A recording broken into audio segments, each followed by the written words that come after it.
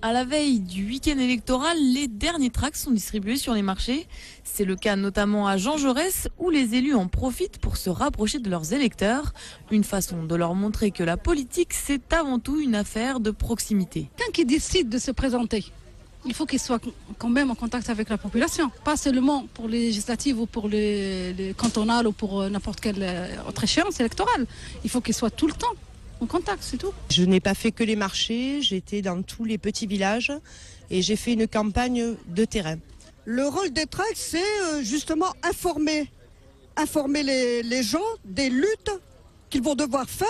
Il y a un très bon climat, voilà. J'allais dire, à quelques jours des élections, eh bien, on sent qu'il se passe des choses et que les gens ont envie que ça bouge et que ça change. Donc le tract, oui, c'est bien. Si les candidats semblent satisfaits, les promeneurs ne sont pas tous du même avis. Pour s'informer ou pour militer, chacun s'approprie le tract à sa manière. Je ne connais pas les candidats sur le terrain, là.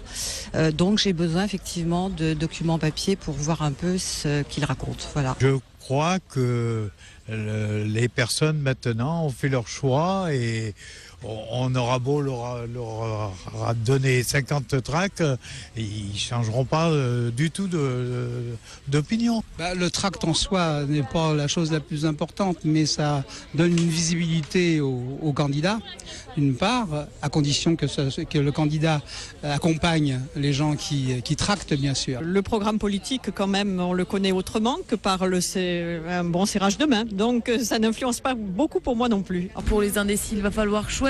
Les bureaux de vote s'ouvrent dimanche de 8h à 18h.